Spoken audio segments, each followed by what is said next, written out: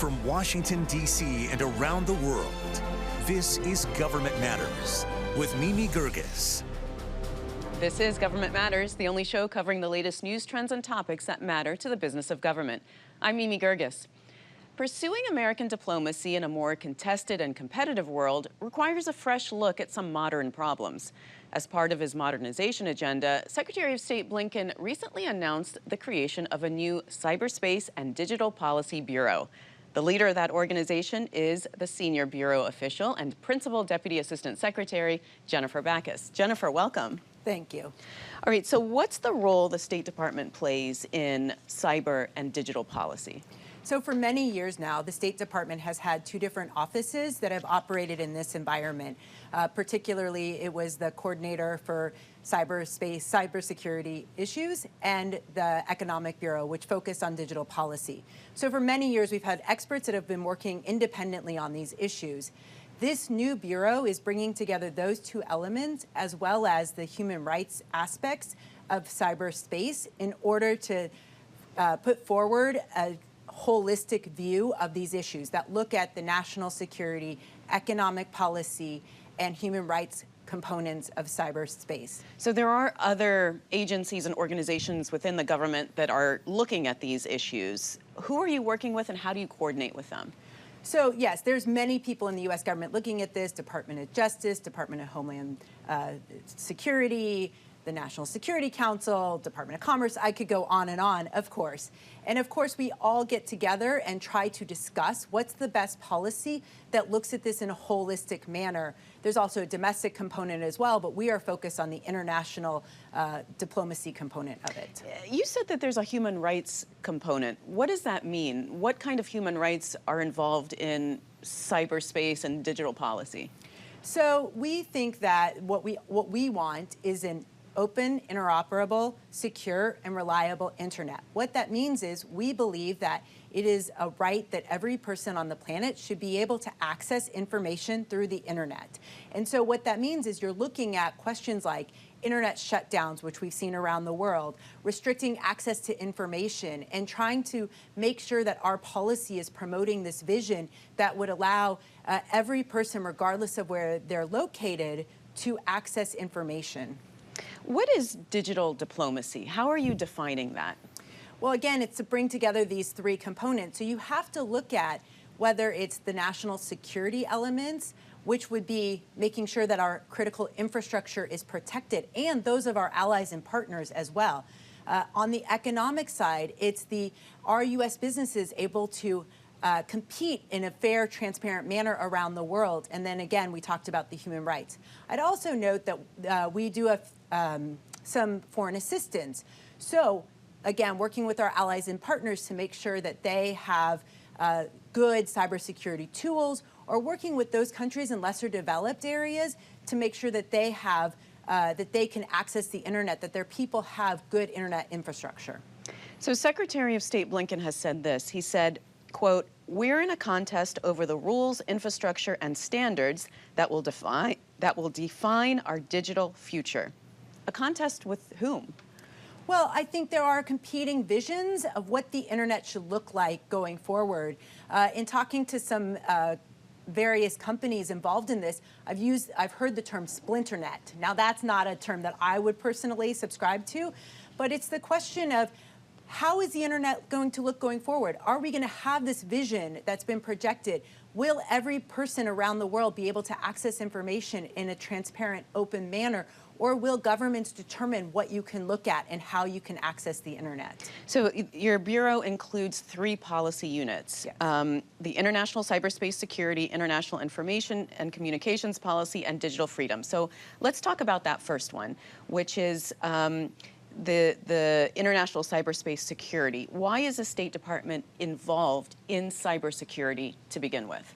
Well, there are two aspects of this. And again, to note that this is an issue that the State Department has been involved in for decades. We've been working in the international community, in the multilateral sphere, to make sure that the standards that are adopted are ones that protect us and our infrastructure as well as those of our allies, that the norms that are being adopted allow people to be able to access the internet safely. So what we're doing is a couple of things. First of all, we're working with our partners and allies on capacity building. We're also setting up a framework, and we have set up a framework in the UN to establish rules of the road on cybersecurity. I think we all have seen over the last few years what happens when we don't have good cybersecurity, that other countries do ransomware attacks, that they attack our critical infrastructure. And so we don't need to go at this alone. We can go at this in collaboration and coordination with our partners. Well, I mean, you can make a framework all you want, right? And you can talk about responsible state behavior in cyberspace, but you can't enforce it.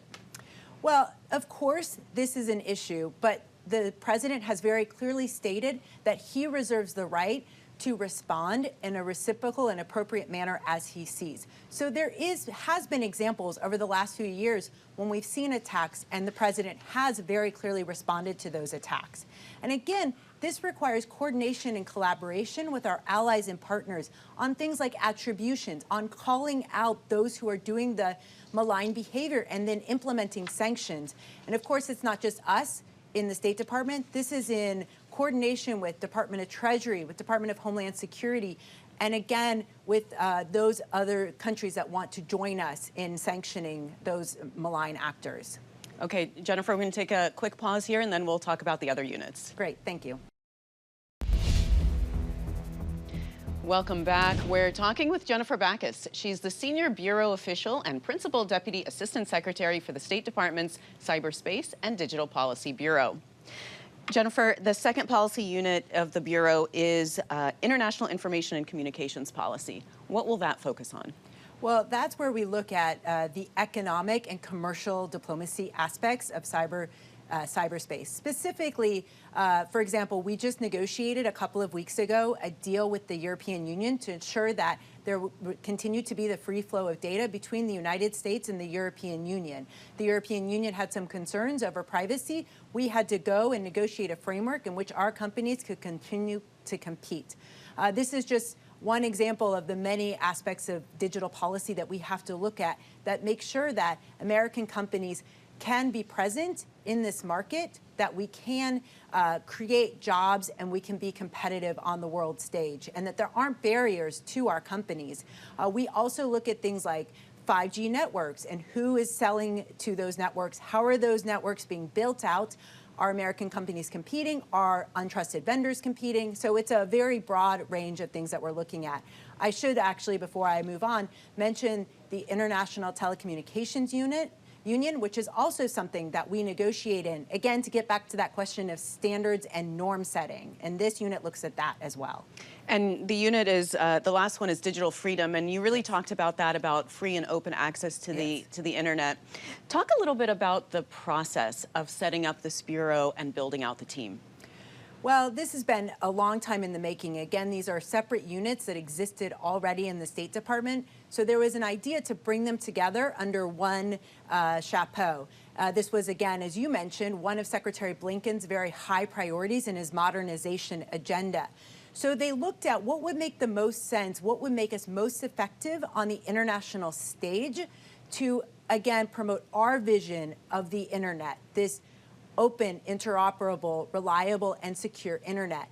So after many months and years of studying the issue, what Secretary Blinken decided, in consultation with the private sector, Congress, other U.S. government agencies, was to set up this bureau, the Cyberspace and Digital Policy Bureau.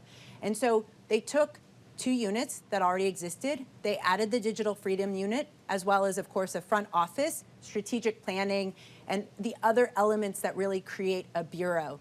So we have about 60 staff already, and we will be hiring about 30 more over the course of the coming year. And okay, so total, you're going to have about 90 people? 90 to 100, yes. And how big is the budget? So we have both a foreign assistance budget as well as our operations budget. Our operations budget is about $20 million, and our foreign assistance budget is $37 million. This is, of course, in the president's proposal. We have to see what Congress will do. As is always the question, right? Yes. Well, you know, Russia is known for malicious cyber activity, and I wonder what you've seen so far in the Ukraine war regarding that and the other issues that you really look at in the Bureau. Well, it's, again, an interesting example of bringing all of our policy units together. Of course, Russia has had cyber attacks on Ukraine, on its banking sector, and they actually tried a few others, as I think was discussed in the last couple of weeks. There's also been concern about Russian attacks onto U.S. and ally critical infrastructure. So we're hardening our defenses. We're working together to make sure that we have early warning systems so that we can, again, make sure that they don't take down our critical infrastructure. On the economic component, the commercial one, we need to make sure that the Ukrainians continue to have access to internet, that their internet is not taken offline. We've seen that repeatedly, all the work that's been going on to make sure.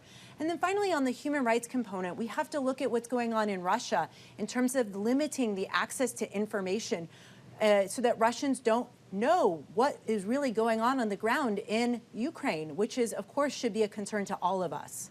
You know, interestingly, I mean, we thought that the Ukrainians would be offline by this point, and they're not. Don't you find that strange? I mean, it's good.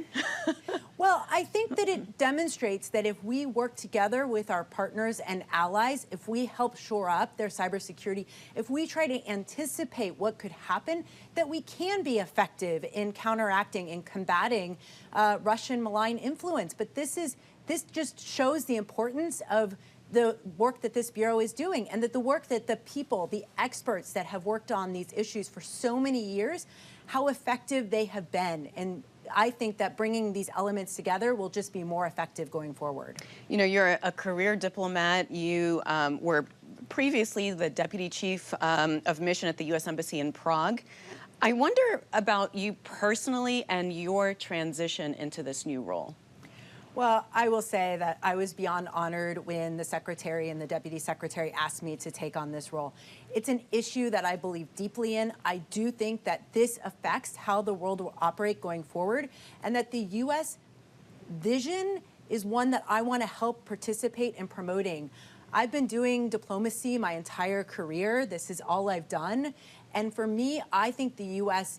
has a vision of the world, and I think a vision that is positive and forward-looking. And I think that being in this role, I can help us make sure that going forward, this vision is the one that takes root on the internet. The internet's existed for many years, but this battle is not over, and we need to have effective diplomacy. So I was beyond happy when they asked me to take this role. I should also say I've worked in multiple countries, including the Czech Republic, which are very active on these issues. And so it did give me the background and the understanding of how to cooperate with our friends, our partners, our allies around the world to promote this vision. All right. Well, Jennifer, best of luck to you, and thank you so much for being on the program. Thank you. Thanks for watching. If you enjoyed the video, give it a thumbs up and subscribe to our channel so you don't miss out on any future Government Matters interviews.